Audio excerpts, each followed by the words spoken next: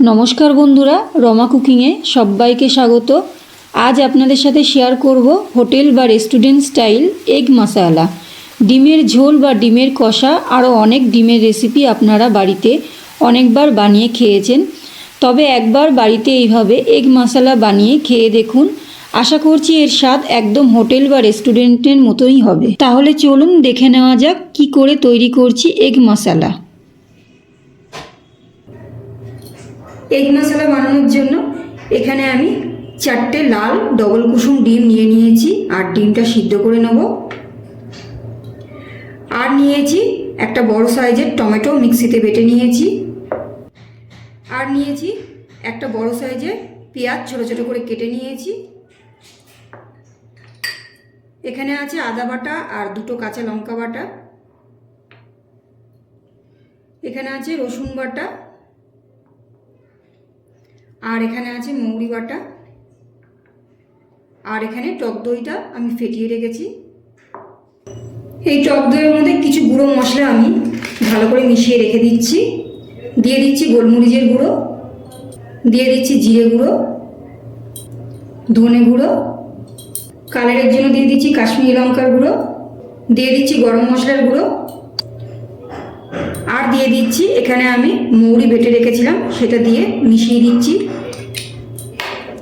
সব মশলা দইয়ের মধ্যে ভালো করে মিশিয়ে নিচ্ছি।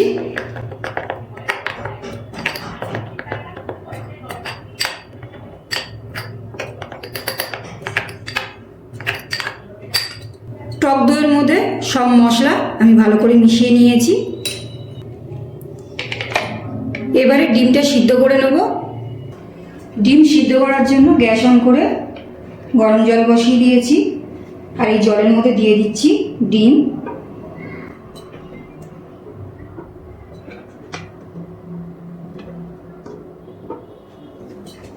এবার এর মধ্যে দিয়ে দিচ্ছি লবণ, আর দিয়ে দিচ্ছি 1 চামচ ভিনিগার। লবণ আর ভিনিগার দিয়ে যদি ডিম সিদ্ধ করি, তাহলে ডিম সিদ্ধর পর খুব তাড়াতাড়ি ডিমের খোলাটা ছাড়ানো যাবে। এবারে 10 থেকে 12 মিনিট ধরে ডিমটা সিদ্ধ করে নেব।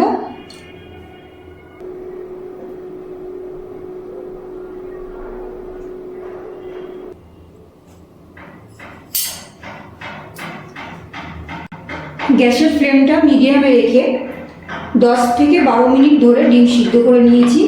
আর ডিমটা কিন্তু খুব ভালো করে সিদ্ধ করে নিতে হবে, যেহেতু আমাদের এগ মশলা বানানোর জন্য ফুল বয়েল ডিম প্রয়োজন। এবার আমি এই জল থেকে ডিমটা তুলে নিচ্ছি।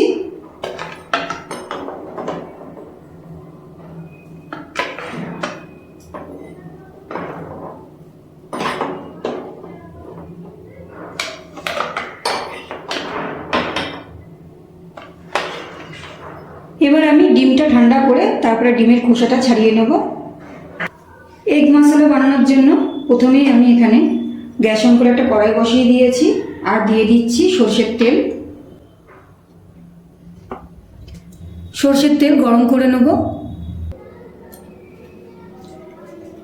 তেল গরম হয়ে গেছে, আর এখানে আমি ডিমটা ভালো করে ছাড়িয়ে নিয়েছি। ছাড়িয়ে নুন, হলুদ আর একটুখানি লাল লঙ্কার গুঁড়ো মাখিয়ে রেখেছি। এবার ডিমটা ভেজে নিচ্ছি।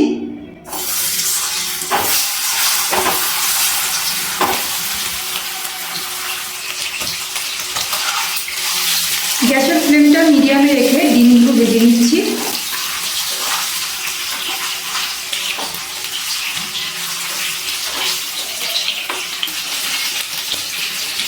ডিমগুলো খুব ভালো করে লাল লাল করে ভেজে নিয়েছি। এবার ডিমগুলো তেল থেকে তুলে নিচ্ছি।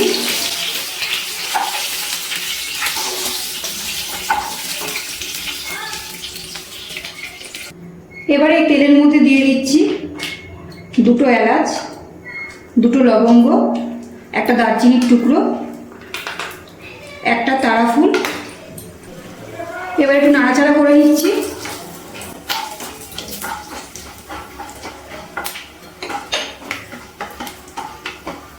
নাড়াচাড়া করে নিয়েছি তেলের মধ্যে। এবার দিয়ে দিচ্ছি কেটে রাখা পেঁয়াজ।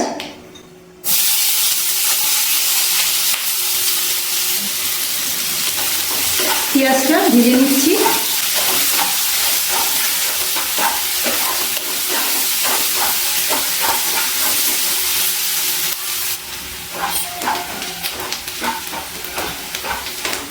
পেঁয়াজটা ভাজা হয়ে গেছে। এবারে এর মধ্যে দিয়ে দিচ্ছি আদা বাটা আর কাঁচা লঙ্কা বাটা, দিয়ে দিচ্ছি রসুন বাটা। আদা বাটা, লঙ্কা বাটা আর রসুন বাটা দিয়ে ভালো করে একটুখানি কষিয়ে নিচ্ছি।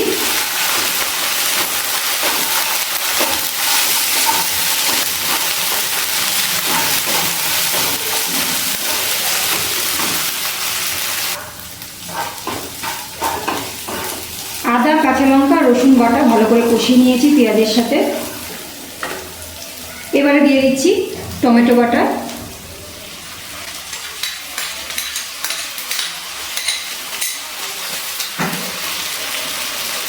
টমেটোটা ভালো করে কষিয়ে নিতে হবে।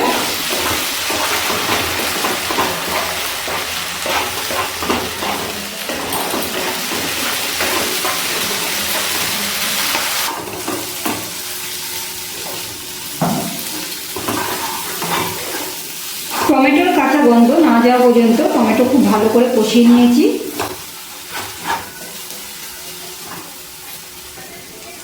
এবার এর মধ্যে দিয়ে দিচ্ছি যে মিশ্রণটা আমি আগেই তৈরি করে রেখেছিলাম টক দইয়ের সাথে, সেই মিশ্রণটা দিয়ে দিচ্ছি।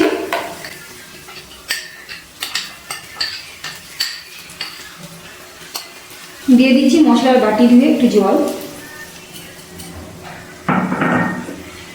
গ্যাসের ফ্লেমটা একদম লোতে রেখে এবার সব কিছু মিশিয়ে কষিয়ে নিচ্ছি।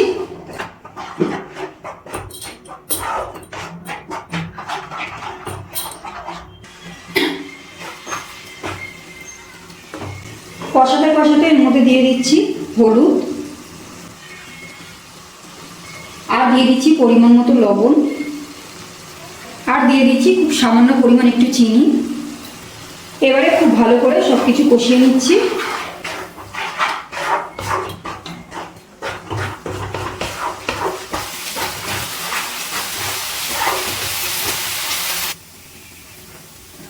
খুব ভালো করে মশলা কষিয়ে নিয়েছি, মশলা থেকে তেল ছেড়ে দিয়েছে।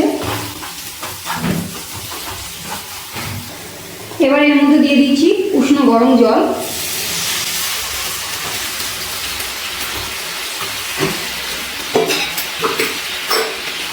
জলটা ভালো করে একটু মিশিয়ে দিচ্ছি।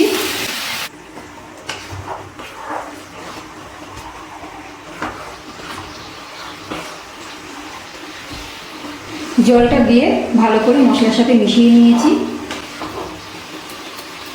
এবার গ্যাসের ফ্লেমটা হাইতে রেখে একটুখানি আগে ফুটিয়ে নেব।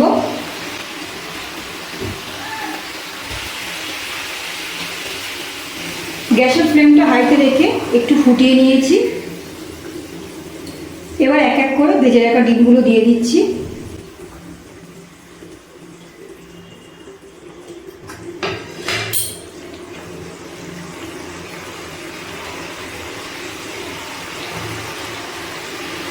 এবার গ্রেভির মধ্যে ডিমগুলো একটু নাড়াচাড়া করে নিচ্ছি।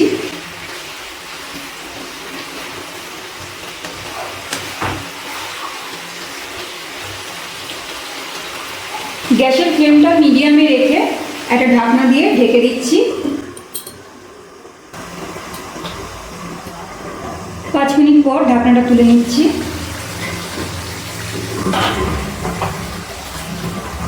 একটু ভালো করে নাড়াচাড়া করে নিচ্ছি।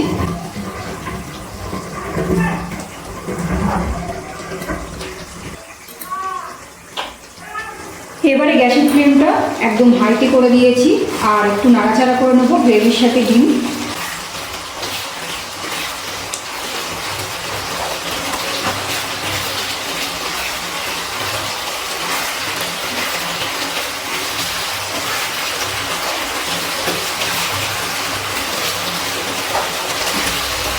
গ্যাসের ফ্লেমটা হাইতে দিয়ে 2 মিনিট ধরে একটুখানি গ্রেভির মধ্যে ডিম নাড়াচাড়া করে নিয়েছি। এবার এর মধ্যে দিয়ে দিচ্ছি গরম মশলার গুঁড়ো। আরও একবার সব কিছু নাড়াচাড়া করে মিশিয়ে দিচ্ছি।